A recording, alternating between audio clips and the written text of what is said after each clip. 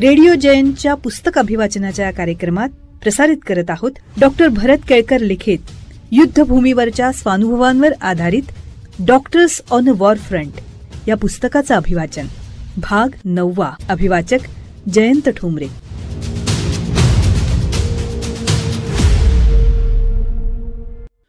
मला एक 8x10 फुटांची स्वतंत्र खोली मिळाली होती.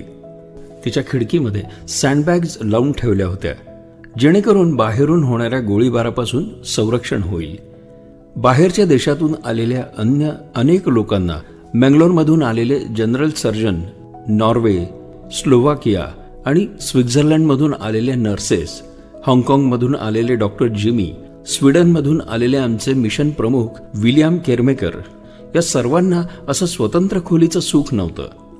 तिथे राहणाऱ्या सर्वांसाठी मिळून एक स्वयंपाकघर, टीव्ही आणि वायफाय सुविधा असलेलं जेवणघर अशा सोयी होत्या. या परिसरातल्या रुग्णांवर उपचार करणारं हे एकमेव हॉस्पिटल होतं. हाँगकाँगमधून आलेले डॉक्टर जिमी या हॉस्पिटलच्या रेड रूमचे म्हणजे तातडीच्या सेवा देणाऱ्या व्यवस्थेचे प्रमुख होते. नागरी युद्धामुळे गावातील हॉस्पिटल्स बंद होती, त्यामुळे गावात काम करणारे काही डॉक्टर्सही इथं MSFच्या नॅशनल स्टाफ म्हणून रुजू झाले होते. पदव्युत्तर वैद्यकीय शिक्षण घेत असलेले डॉक्टर अहमद इथे काम करत होते. त्या गावापासून केवळ 15 किलोमीटरवर ताईज इथे त्यांच्या सर्जन आईवडिलांचं हॉस्पिटल होतं. केवळ मोक्याच्या जागी असलेलं हे हॉस्पिटल बंडखोरांनी ताब्यात घेतलं होतं आणि त्यामुळे त्यांना तिथे काम करणं अशक्य होतं. गेल्या 2 वर्षांपासून अहमद आपल्या आईवडिलांना भेटूही शकले नव्हते, पण फोनवर मात्र संपर्क साधून होते. त्या काळात त्यांनी लावून दिलेल्या फोनवर त्यांच्या सर्जन वडिलांशी मी बोललो होतो.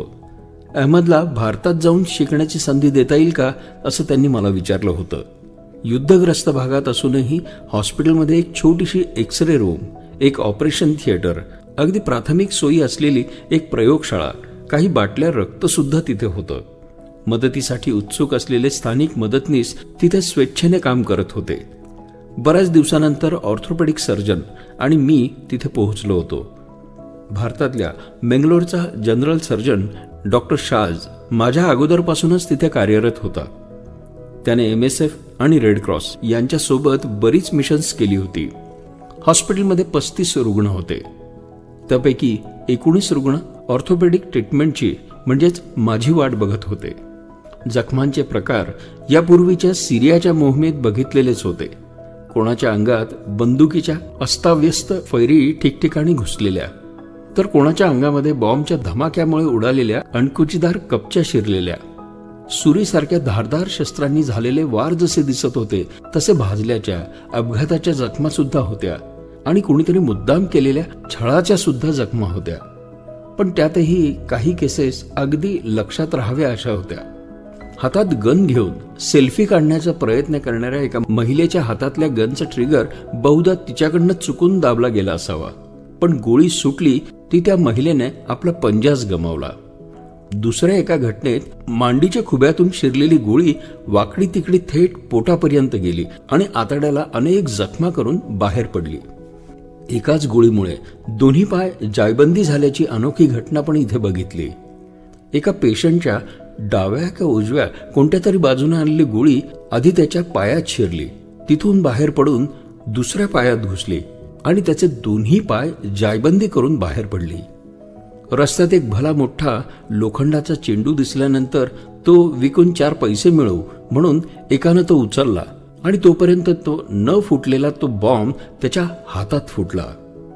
तैसच्या धडधडत्या युद्धक्षेत्रात ज्यांचं घर होतं त्या कुटुंबाची कथा तर मन हिलावून टाकणारी होती. बॉम्बस्फोटात जबर जखमी झालेला त्या घराचा कुटुंब प्रमुख पहिल्या दिवशी उपचारासाठी दाखल झाला.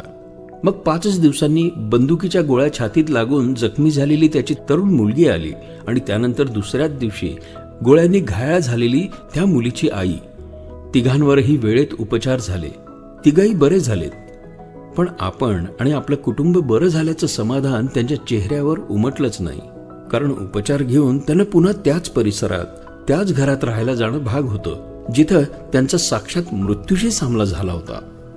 जखमी होऊन येणारा रुग्ण सामान्य नागरिक आहे की बंडखोर याचा आम्ही अजिबात विचार करत नव्हतो. आणि एके दिवशी एका थरारक नाट्याचे आम्ही साक्षीदार झालो.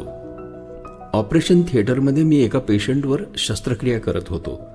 शस्त्रक्रिया झाली. शांतपणे मी बाहेर आलो. ऑपरेशन थिएटरच्या बाहेर आमचा मिशन प्रमुख माझी वाट बघत उभा होता, चेहरा ताणलेला. मी त्याला विचारलं, काय झालं? शब्द गोळा करत तो सांगायला लागला, तू ऑपरेशन करत होतास तेव्हा एक गाडी धडधडत हॉस्पिटलच्या आवारात येऊन थांबली. गाडीतली माणसं आक्रमक तर होतीच, पण सुडाच्या भावनेनं पेटलेली होती. ज्याच्यावर शस्त्रक्रिया करून तू जीवदान देण्याचा प्रयत्न तू करत होतास तोच पेशंट त्यांना हवा होता. कारण उपचारासाठी हॉस्पिटलमध्ये येण्यापूर्वी या पेशंटनं काही माणसांना मारून टाकलं होतं आणि त्या माणसांचे मृतदेह त्यांनी आपल्या गाडीमध्ये बरोबर आणले होते.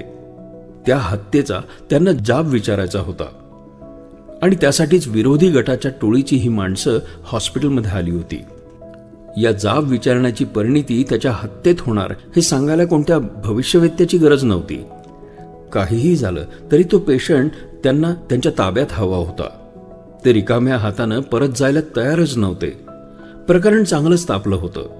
अशा वेळी मिशन प्रमुखाची कसोटी असते. वातावरण बिघडू न देता शांतपणे त्याला त्या गोष्टी हाताळायच्या असतात. तसं प्रशिक्षण असतं त्यांना. पण गावातल्या त्या भागातल्या नागरिकांशी, त्यांच्या वेगवेगळ्या गटांशी त्यांचे कसे संबंध आहेत त्यावरही बरंच काही अवलंबून असतं. आमच्या मिशन प्रमुखानं स्वतःला सर्व गटांशी जोडून ठेवलं होतं. हर प्रयत्नांनी वेगवेगळ्या पद्धतीनं तो सुडाने पेटलेल्या त्या गटाला समजावत होता. आज या गटातला माणूस इथे उपचार घ्यायला आलेला आहे, उद्या तुमच्या गटातलाही माणूस येईल. त्यावेळी त्याला ताब्यात घेण्यासाठी कोणी आलं तर आम्ही काय करायचं? तर आम्ही असंच करायचं का? कधी असं कधी तसं असे युक्तिवाद करत बऱ्याच प्रयत्नांनी त्यांना शांत करण्यात, त्यांची समजूत घालण्यात आमच्या मिशन प्रमुखाला यश आलं. नाहीतर शस्त्रक्रियेमुळे बरा होऊ शकणारा पण विरोधकांच्या गोळ्यांना बळी गेलेला रुग्ण अशी त्याची नोंद झाली असती. धुमसत का होईना ते तिथनं निघून गेले आणि ते नाट्य संपलं. उपस्थितांनी सुटकेचा निश्वास सोडला. ऑपरेशन थिएटरच्या आणि हॉस्पिटलच्या बाहेर आपापली शस्त्र बाहेर ठेवूनच आत या अशी पाटी का असायची हे आणखीन एकदा अधोरेखित झालं. MSF follows neutrality.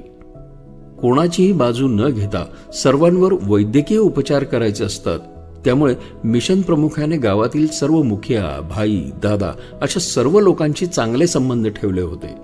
दर आठवड्याला सर्वांना भेटणं, चहा घेत घेत चर्चा करणं हेही त्यातलं एक काम. त्यामुळेच एका अवघड अशा प्रसंगातनं आम्हाला बाहेर पडता आलं होतं. आपल्या माणसांना मारणारा तो माणूस या विरोधी गटातल्या लोकांना हवाच होता. पण आपल्याशी नेहमी गप्पा मारणाऱ्या आपल्या मित्राच्या शब्दाला मान देणं त्यांना अधिक महत्वाचं वाटलं असावं. बाहेर हत्या करून त्यात जखमी होऊन आलेला माणूस जरी टोकाचा विचार करणारा एक्स्ट्रीमिस्ट असला तरी आमच्याशी सौम्यच वागायचा. उपचार करणारे फक्त आम्हीच या परिसरात असल्यानं असेल कदाचित, परंतु त्यांच्यापैकी कोणालाही पश्चात्ताप झालेला माझ्या तरी पाहण्यात आला नाही. आम्ही समजून उमजून कधीही राजकारण, धर्म, तू शस्त्र का हातात घेतलंस असे प्रश्न विचारले नाहीत. पण स्थानिक डॉक्टर्स, दुभाषे यांच्याकडनं अशा घटनांमागची कारणं कळत राहायची. हौदी हे शिया म्हणून त्यांना इराण आणि रशियाचा पाठिंबा, पण पूर्वीच्या सरकारला सुन्नीचा म्हणजेच सौदी अरेबिया आणि अमेरिकेचा पूर्ण पाठिंबा. या पूर्ण प्रॉक्सी वॉरमध्ये तरुण पिढीचं पूर्ण ब्रेनवॉश झालं होतं. ईर्ष्या आणि सूड यांच्यापुढे सारासार विचार आणि शहाणपण उभंच राहू शकत नव्हतं. येणारे जखमी रुग्ण मात्र कोणत्याही गटाचे असले तरी MSF हॉस्पिटलमधले डॉक्टर्स आणि इतर कर्मचारी त्यांना मान देत होते. मला इथेही आपल्यासारखंच हात जोडून नमस्कार करत होते. मला अगदी भारताचा शांतता दूत असल्यासारखं एकदा वाटून गेलं होतं. आमचं काम थेट युद्धक्षेत्रात होतं. सकाळी लवकर आम्ही स्वतःच्या हातानं बनवलेला नाश्ता करायचो आणि कामाला लागायचो. काम सुरू करण्यापूर्वी सुरक्षेचा आढावा घेणारी बैठक असायची. मिशन चीफ युद्धक्षेत्रातील ताज्या परिस्थितीचा नेमका अंदाज द्यायचा. आजूबाजूला राहणारे स्थानिक लोक हॉस्पिटलमध्ये कामाला यायचे. रोजची सुरक्षा परिस्थिती, सीमेवर सुरू असलेल्या हालचाली, चेकपोस्टवरची परिस्थिती, नव्यानं तयार झालेले चेकपोस्ट, नव्यानं पेटणाऱ्या संघर्षाच्या नव्या जागा याविषयी ते इत्यंभूत माहिती द्यायचे. नर्स आणि इतर स्टाफ, आमच्याकडे उपलब्ध संसाधनाची परिस्थिती नव्याने येणारे रुग्ण आणि हॉस्पिटलमधनं बरे झालेले रुग्ण, झालेले मृत्यू, अशा सगळ्या गोष्टींचा आढावा घ्यायचे. एकदा परिस्थितीचा अंदाज आणि वॉर्डचा राऊंड घेतला की मग शस्त्रक्रिया सुरू होत. रोज नियोजित असलेल्या किमान 10-12 शस्त्रक्रिया असायच्या. पण रोजच तातडीचे उपचार गरजेचे असलेले रुग्ण हमखास यायचे.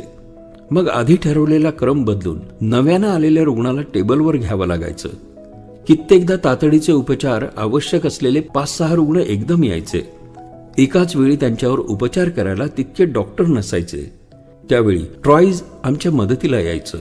त्यानुसार आम्ही प्राथमिकता ठरवायचो आणि कामाला लागायचो. असाच एक प्रसंग.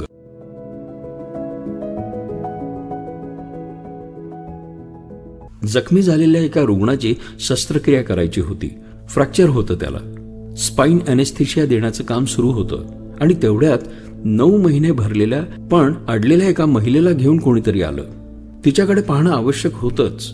हा शस्त्रक्रियेचा रुग्ण बाजूला सारून डॉक्टरांनी त्या महिलेला टेबलावर घेतलं. ऑर्थोपेडिक शस्त्रक्रियेऐवजी त्या ऑपरेशन थिएटरमध्ये सी सेक्शन म्हणजेच सिझेरियन शस्त्रक्रिया पार पडली. बाळंतीण सुखरूप राहिलं. त्या महिलेला तातडीच्या उपचारांची आवश्यकता होतीच, पण जगभरात एरवी ही महिला आणि मुलं यांच्याकडे दुर्लक्ष होत असतं. अशा युद्धजन्य परिस्थितीत तर त्याचं प्रमाण प्रचंडच होतं. म्हणूनच MSFच्या धोरणातही महिला आणि मुलांकडे विशेष लक्ष द्यावं असं म्हटलेलं आहे. त्यानुसारच आम्ही त्या महिलेला प्राधान्य दिलं. अर्थातच नंतर थोड्या वेळासाठी बाजूला ठेवलेल्या त्या रुग्णाची शस्त्रक्रियाही यशस्वीरित्या पार पडली. येमेन आणि त्यातलं तैज गेले 20 महिने सतत युद्धाच्या झळांमध्ये होरपळून निघत होतं. बंडखोरांनी कब्जा केलेल्या सरकारी नोकरदारांचा पगारच बंद झाला होता. पोलीस, डॉक्टर, नर्स यांचेही पगार नाहीत. औषध येणं बंद. त्यामुळे आरोग्य व्यवस्था पूर्णपणे जमीनदोस्त झाली होती. भुईसपाट झालेल्या दवाखान्याच्या इमारती आणि औषधांच्या नावानं पूर्ण खडखडाट.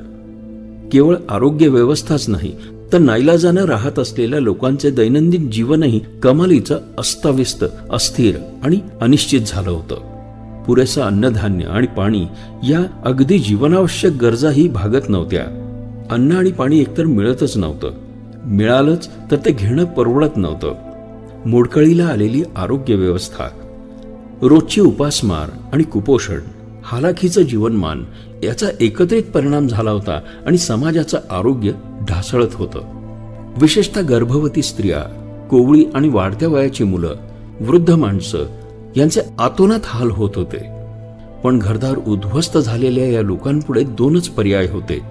एकतर जवळपासच्या तात्पुरत्या प्लास्टिकच्या छपराखाली उभ्या आणि कोणत्याही सोयी नसलेल्या छावण्यांमध्ये आसरा घ्यायचा किंवा एखाद्या रिकाम्या शाळेत किंवा इमारतीमध्ये गर्दीने ओसंडून वाहत असलेल्या अशाच तात्पुरत्या निवासाच्या आश्रयाला जायचं. दोन्ही ठिकाणी असलेल्या सोयींचा तोंडवळा साधारण सारखाच. ज्यांना आरोग्य सेवेची गरज आहे त्यांच्यापुढेही 2च पर्याय. एक, जखमी झाल्यानंतर घरात राहून जखमा सडून मृत्यूची वाट बघायची किंवा बाहेर होत असलेले गोळीबार, बॉम्बस्फोट हे चुकवत जीवावरचा धोका पत्करून जीव वाचवण्यासाठी हॉस्पिटलमध्ये जायचं. त्यामुळे उपचारानंतर बरा झालेला रुग्णही हॉस्पिटल सोडून जायला राजी नसायचा. हॉस्पिटलमध्ये असलेले त्यातल्या त्यात सुरक्षित वातावरण सोडून बाहेरच्या धगधगत्या अनागोंदी असलेल्या जगात स्वेच्छेने कोण जाणार? खरं म्हणजे त्यांना असं बाहेरच्या जगात ढकलताना आम्हालाही अनेकदा अपराधी वाटायचं. पण दुसरा पर्याय नव्हता. अशा वेळी आमच्या नर्स त्यांना परिस्थिती समजावून सांगायच्या. हॉस्पिटलमध्ये अगदी मोजकी साधन सामुग्री उपलब्ध आहे आणि त्यात रोज नव्याने येणाऱ्या रुग्णांची गर्दी.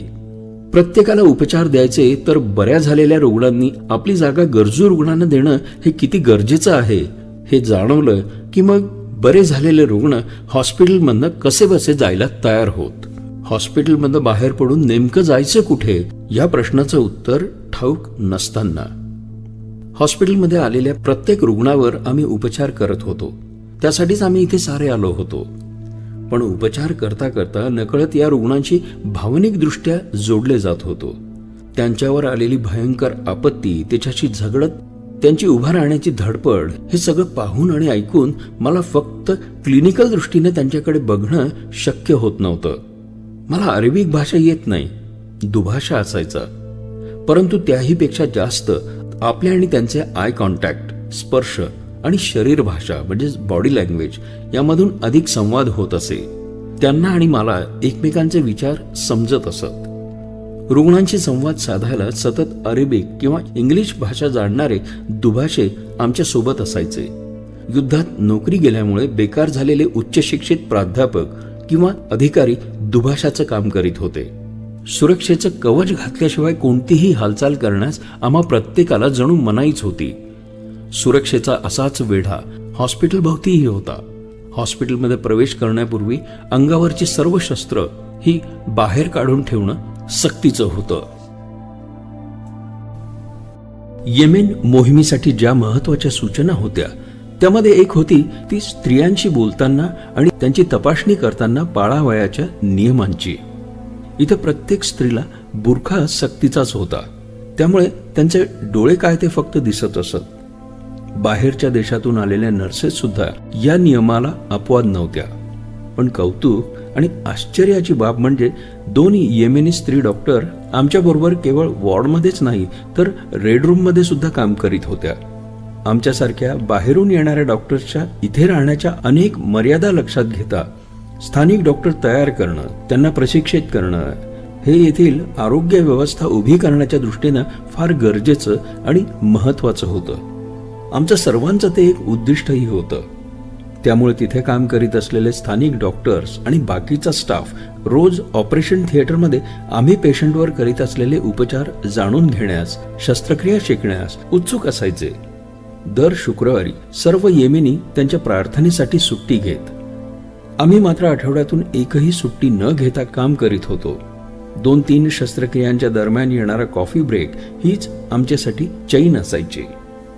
हॉस्पिटलपासून केवळ 20 मीटर अंतरावर आमची निवासाची सोय होती.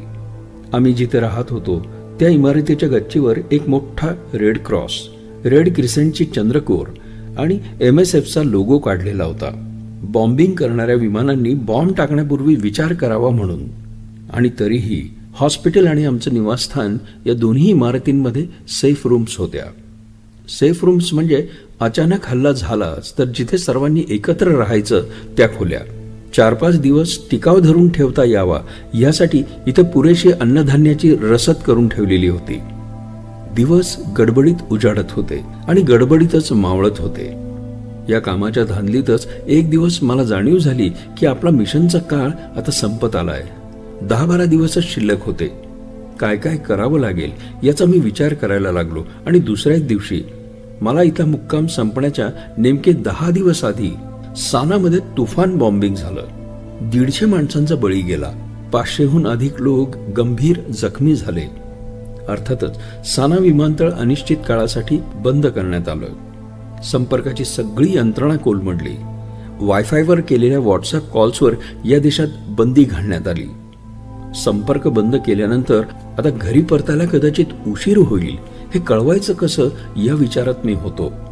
सहज इथल्या सहकाऱ्यांशी बोलत होतो आणि डॉक्टर जिमी यांनी आपल्या VPN अर्थातच व्हर्च्युअल प्रायव्हेट नेटवर्क कसं वापरायचं हे मला समजावून सांगितलं. त्याचा वापर करत मग मी कुटुंबाशी संपर्क साधला. माझा मुक्काम लांबण्याची शक्यता असल्याचं कळवलं.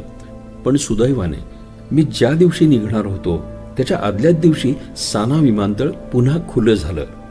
एकीकडे घरी जाण्याची ओढ होती आणि दुसरीकडे एक डॉक्टर म्हणून पाय निघत नव्हता. कारण एकच, मी गेल्यावर पुढचे 2 महिने तिथे कोणीही ऑर्थोपेडिक सर्जन येणार नव्हता. त्यामुळे मी मुक्काम वाढवावा किंवा मी परत यावं असा सगळ्यांचा आग्रह सुरू होता. काम चालू राहावं म्हणून तिथल्या स्थानिक जनरल सर्जन्स ऑर्थोपेडिक मॅनेजमेंटचं सविस्तर प्रशिक्षण मी दिलं होतं. शेवटी परत निघण्याची वेळ आली.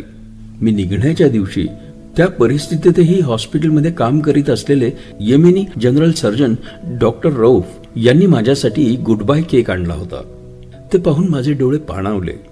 हाकेच्या अंतरावर कधीही होऊ शकणारा बॉम्ब हल्ला, सतत झाडल्या जाणाऱ्या बंदुकीच्या फैरी, रणगाड्यांचे आवाज या सगळ्यांमधून तो माझ्यासाठी केक घेऊन आला होता. त्या दिवसापासून आजपर्यंत कधीही केक कापायचा म्हटला की एक क्षण माझे सगळे विचार थांबतात आणि मी निश्चल होतो. ऑपरेशन थिएटरमध्ये माझ्याबरोबर सहाय्यक म्हणून काम करणाऱ्या सहकाऱ्यांनी खास येमेनी कॉफी केली होती. माझ्यासाठी मागवलेल्या वाहनातनं मी निघालो तेव्हा तब्बल 1 महिन्यानंतर मी त्या इमारतीच्या आवारातून बाहेर पडत होतो. मागे तशीच एक रिकामी गाडी येत होती. तसंच 19-20 म्हणजे चौक्यांची संख्या वाढली होती बहुधा. या सगळ्या चेकपॉइंट्समधून जाऊन मी सानाला येऊन पोहोचलो. पुन्हा एकदा साना आणि पुन्हा एकदा ते विमानतळ. आलो तेव्हा विमानतळ पाहून काळजाचा ठोका चुकला होता. आता महिनाभर येमेनमध्येच होतो. जे घडतंय त्याचे परिणाम डोळ्यांनी पाहत होतो. इमारती, रस्ते, चौक, गल्ल्या, शहराच्या शहरं, गावाची गावं आपल्या आधारानं जगणाऱ्या माणसांना घेऊन उद्ध्वस्त झालेली. जे घडत होतं त्याचे वृत्तांत आमच्यापर्यंत पोहोचत होते. मी निघण्यापूर्वी भयंकर बॉम्बस्फोट झाले होते. सानाच्या आधीच उद्ध्वस्त झालेल्या विमानतळाचं नामोनिशाण जणू मिटून गेलं होतं. विमान तिथून उड्डाण करणारे म्हणून त्याला विमानतळ म्हणायचं, बस इतकंच. इतक्या बेचिराख विमानतळावरून आपलं विमान उडेल याची कल्पनाच मी केलेली नव्हती. शेवटी सगळ्या प्रोसिजर्स पूर्ण होऊन विमान उडालं तेव्हा माझ्या मनात आलं, असं सारं असणार आहे याची कल्पना होती तरीही मी इथे आलोय, बाहेरून आलोय. माणसाच्या जगण्याच्या इच्छेची आणि चिवटपणाची परीक्षा बघणाऱ्या या परिस्थितीतून बाहेर पडण्याचं स्वातंत्र्य मला आहे. पण जी हजारो कुटुंब, लहान मुलं, स्त्रिया या रोजच्या युद्धग्रस्त वातावरणात गुदमरतायत, त्यांना जगण्यासाठी कोणती आशा बळ देत असेल? जगाच्या दूरवरच्या कोपऱ्यात दुर्लक्षित आणि जखमी झालेल्यांवर उपचार करायला आम्ही जातो, तर त्याला फक्त शारीरिक उपचार मिळावे एवढ्यासाठीच नाही. तो महत्वाचा भाग असतोच, पण आपण एकटे नाही, आपल्याला जग विसरलेलं नाही ही भावना त्यांची जगण्याची आशा जिवंत ठेवते. नैराश्य आलेल्या मनाला ते एक अमृत असतं. त्यांची जगण्याची इच्छा कायम राहावी यासाठी जगाच्या कानाकोपऱ्यातून आम्ही डॉक्टर्स त्यांच्या मदतीला जात असतो. जॉर्डन नंतर मी येमेनला निघालो तेव्हा एकाच पद्धतीचा अनुभव पुन्हा का घेणार असा प्रश्न मला कोणीतरी विचारला होता. माझ्यासाठी हा तोच अनुभव नक्कीच ठरणार नव्हता हे मला सुद्धा तेव्हापासून पक्क ठाऊक होतं. वरवर पाहता युद्धग्रस्त भागातील रुग्णांसाठी काम करणं हे साम्य कदाचित असेल, पण ते वगळता दोन्ही कार्यक्षेत्र वेगवेगळी होती. प्रश्न, माणसं, परिस्थिती सगळंच वेगळं. आणि मुळात मी असा वेगळा अनुभव वगैरे घेण्यासाठी या मोहिमेवर गेलो नव्हतोच. युद्ध काय करतं? अगोदरच अवघड असलेलं आयुष्य जगण्यासाठी अशक्य करून टाकतं. अशाही परिस्थितीत युद्धग्रस्त भागात युद्धग्रस्त माणसं जगण्याची धडपड करत असतात. त्यांना जगण्याला मदत करावी. ज्यांनी जगण्याची इच्छा सोडली आहे त्यांना उमेद देऊन जगवावं. आपल्याकडे असलेल्या आयुष्याचा, शिक्षणाचा आणि कौशल्याचा माणसाने माणसाशी माणसासम वागण्यास उपयोग करावा असं मला प्रामाणिकपणे वाटतं. मी वारंवार वेगवेगळ्या मिशनसाठी का जातो या प्रश्नाचं उत्तर खरं तर हे आहे. दुर्दैवानं जगाच्या कोपऱ्यामध्ये विलक्षण दयनीय परिस्थितीमध्ये जखमी झालेल्या हतबल व्यक्तींच्या त्या आणि ज्या ज्या गरजा असतात त्यापैकी 1-2 पूर्ण करण्यासाठी आपला हातभार लागणं हे मनाला उदंड समाधान देणारं असतं. अत्यंत गरजेच्या वेळी मदत केल्यानंतर त्या व्यक्तीला त्यानंतर पुढील आयुष्यात आपण कधीही भेटणार नसतो ही भावना ही मनाला किक देणारी ठरत असावी कदाचित. हे असं काम करताना मला काय मिळतं? गरजू सर्वसामान्य जखमी लोकांना आवश्यक उपचार देण्याचं काम माझ्या हातून झाल्याचं समाधान मिळतं. अशा असाधारण परिस्थितीमध्ये काम करण्याचा विलक्षण अनुभव माझा आत्मविश्वास वाढवण्यास कारणीभूत होतो. धर्म, भाषा, देश अशा कोणत्याही राजकीय बांधिलकीपासून संपूर्ण अलिप्त राहून हे मानवतावादी काम करणारे अनेक जण मला भेटतात आणि त्यांची आयुष्यभराची मैत्री होते. ज्यांना आपण पुन्हा आयुष्यात कधीच भेटणार नाही अशा रुग्णांची एक वेगळंच नातं तयार होतं. 200-300 किलोमीटरच्या परिसरात मी एकटाच ऑर्थोपेडिक सर्जन या ठिकाणी काम करत असतो. हिंसेचा उद्रेक झालेल्या ठिकाणी अकल्पित परिस्थिती निर्माण होते. या परिस्थितीमध्ये मैत्रीभाव, सेवाभाव यांच्या माध्यमातून मानव धर्माचं पालन होत असतं. वेगळ्या भाषेचाही अडसर येत नाही, कारण बोलून दाखवणं तिथे गरजेचं नसतं. स्पर्शाची भाषा, डोळ्याची भाषा एकमेकांना कळते. एखादा रुग्ण बरा झाला की आमच्या डोळ्यातनं समाधान आणि त्याच्या डोळ्यातली कृतज्ञता आम्हाला आपसुकच एकमेकांच्या जवळ आणत असते. नाशिकला माझ्या हॉस्पिटलमध्ये ऑपरेशन करण्यासाठी अत्याधुनिक सोयी सुविधा आहेत. परंतु मिशनवर मात्र संसाधनं अत्यल्प होती. एकदा तर ऑपरेशन करताना घालायचे कॅप मास्कही संपले. मग आम्ही जे हाताशी होतं ते कापड कॅप मास्क म्हणून वापरलं. त्यातही वेगवेगळ्या क्षमतेचे सहकारी बरोबर असल्यानं शांत आणि समंजसपणे संवाद साधतच आपलं कार्य पुढे येणं हे गरजेचं होतं. एखादी गोष्ट नाही किंवा वेळेवरती आली नाही तर चिडचिड करून इथे चालणार नव्हतंच. त्यामुळेच मी परतल्यानंतर माझ्या हॉस्पिटलमध्ये अधिक शांतपणे आणि समंजसपणे काम करायला लागलो असं माझे सहकारीच सांगायला लागले. माझ्या स्वभाव बदलाची ही मी एक उपलब्धी मानतो. माझ्या स्वतःच्या कम्फर्ट झोन मधून मला बाहेर काढणं आणि स्वतःला जखडून टाकणाऱ्या मानसिक मर्यादा ओलांडून आणखी पुढे जाण्याचा प्रयत्न करणं हा माझा मोहिमेमागे जाण्याचा हेतू होता. निरपेक्ष रुग्णसेवा करण्याचा धडा मला हवा होता. येमेनमध्ये किंवा यापूर्वी जॉर्डनमध्ये ज्यांच्यावर उपचार केले त्यांच्याकडनं मी काय अपेक्षा करू शकणार होतो. तरीही माझ्या मित्रांनी आणि परिस्थितीने उपस्थित केलेल्या अनेक प्रश्नांचा शोध घेत स्वतःमध्ये अधिक खोल उतरण्याचा प्रयत्न मी आजही करत असतो. तेव्हा एवढंच जाणवतं, रोज जागोजागे होणाऱ्या अनेक बॉम्बस्फोटात प्रत्येक मुला माणसांच्या खांद्यावर लटकणाऱ्या बंदुकांमधून सुटणाऱ्या गोळ्या लागून जखमी होणाऱ्या लोकांपैकी काही असहाय्य रुग्णांवर आपण उपचार करू शकलो, त्यांच्या वेदना कमी करू शकलो. हे समाधान किती मोठं आहे हे मी कोणत्या शब्दात सांगणार.